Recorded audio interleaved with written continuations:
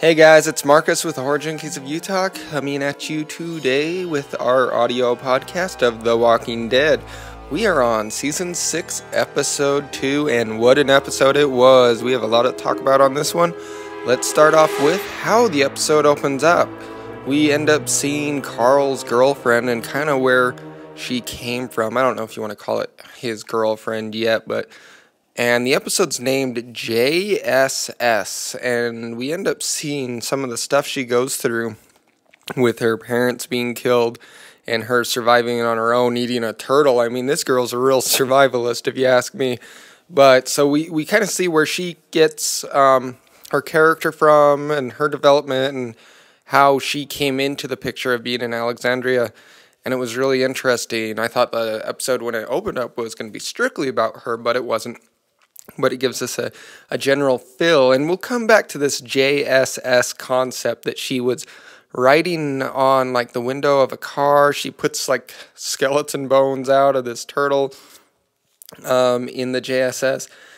And I think she writes it somewhere else. But anyways, after that, we kind of come into Alexandria. Everything seems to be calm.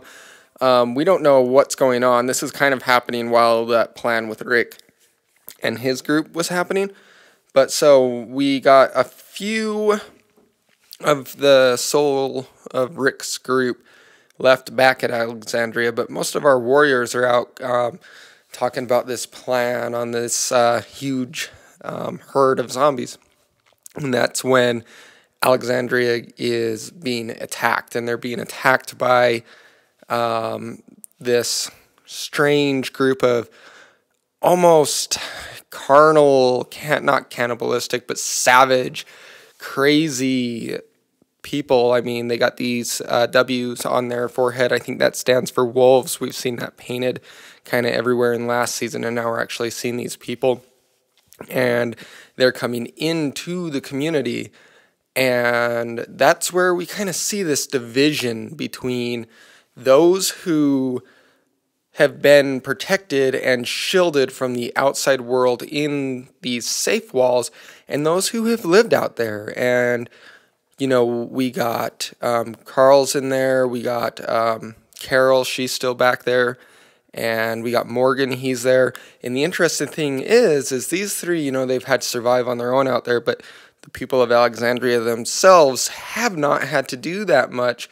So they kind of go hide and quiver in the corners and don't know what to do. And they're kind of the victims, and our police officers or firefighters or heroes or whatever you would call them are, you know, Rick's group. And most of them are out on this plan.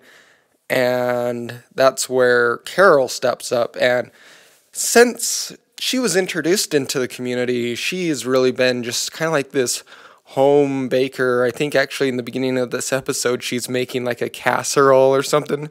Well, no more, man. She breaks that role and shows these people really what she's all about.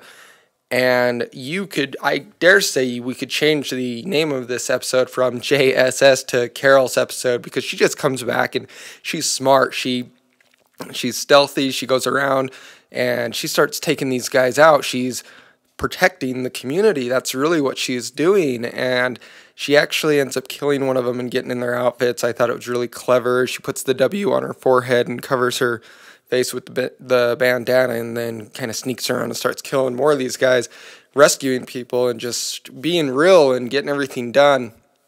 But she's confronted with something. A young lady gets savagely cut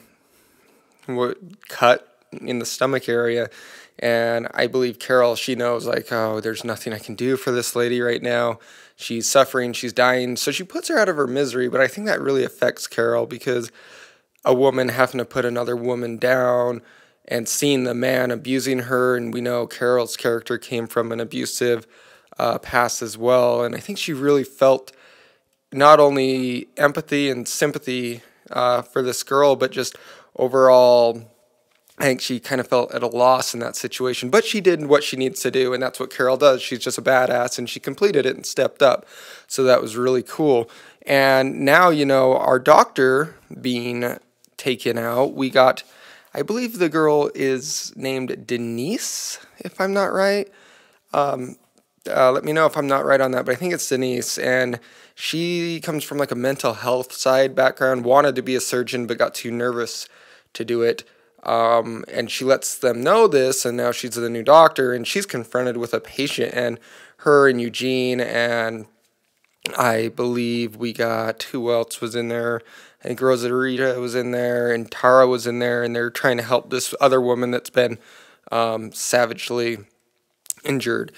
And we got Carl, he's being like a protector of his little sister, and, is kind of like shutting down the house and protecting that kind of area. And that's cool because he's being really protective and he doesn't want anything to happen to her. And his girlfriend, whatever you want to call her, kind of comes into play there. And he's like, no, you're not going nowhere. You're going to stay here with me and we're going to ride this thing out and we're not going to let anything happen. So that being said, Carl doesn't play a real big role in this episode. He doesn't have too much to do.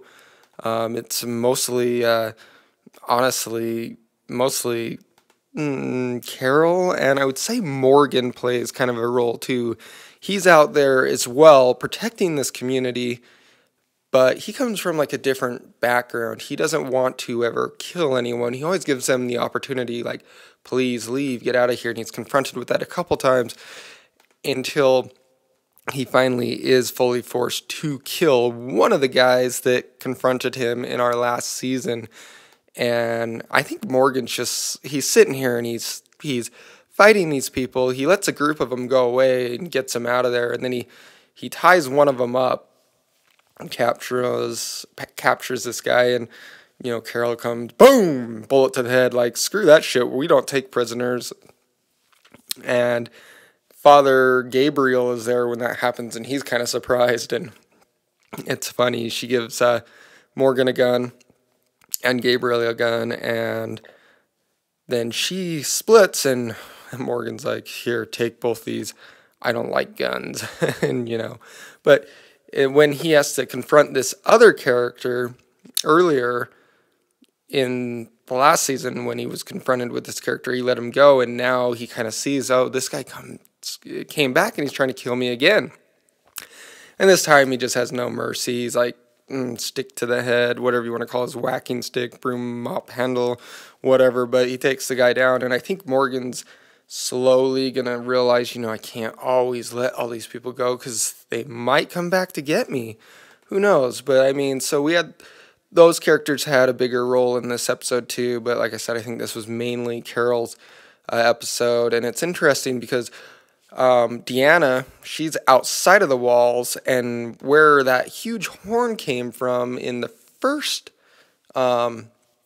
episode, where it starts to draw the horde away from the plan and back towards Alexandria, it actually is a semi that, boom, hits into this wall, and Deanna's son goes down there, I believe, and ends up taking care of the situation. But we got Deanna down there as well, and she says something really interesting as well. They're out there and they're like, well, come in, we can do this. And she's like, no, I'll just become another victim in there and another problem for you guys.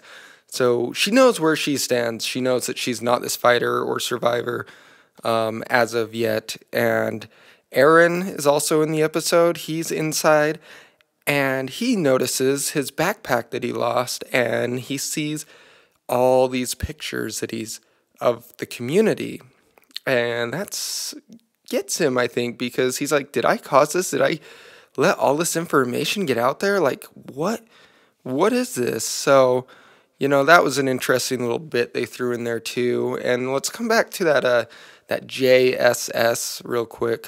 So Carl ends up, the girlfriend, and forgive me, I can't even remember her name, but Carl ends up having to take care of some business. He goes back inside, and at the end of the episode, he sees a note, and it says something to the extent of just try to survive or just stay alive, something like that. So I think that's where the JSS came from. I believe it's just Stay Alive. I don't know. It's something like that. I had it in my head. Now I don't. I kind of got sidetracked. But another interesting thing is we got Jesse's character who is confronted.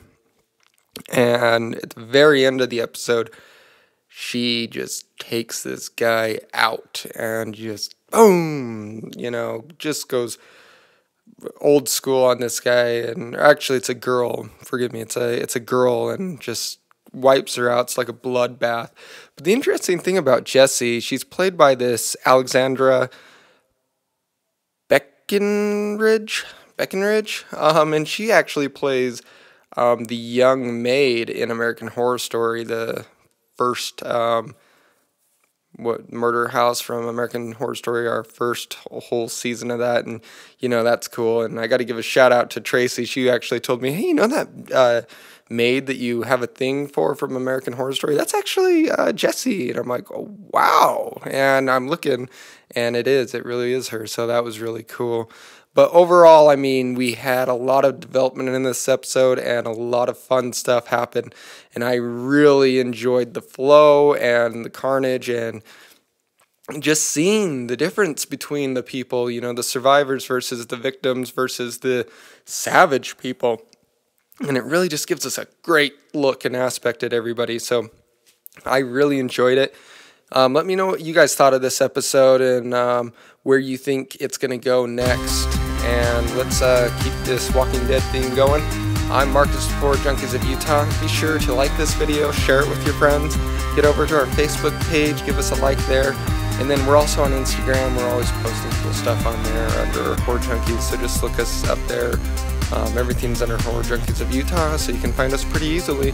Other than that, we'll see you guys next week when we talk about the next episode. I'm really excited. You guys have a great night. We'll see you a little later.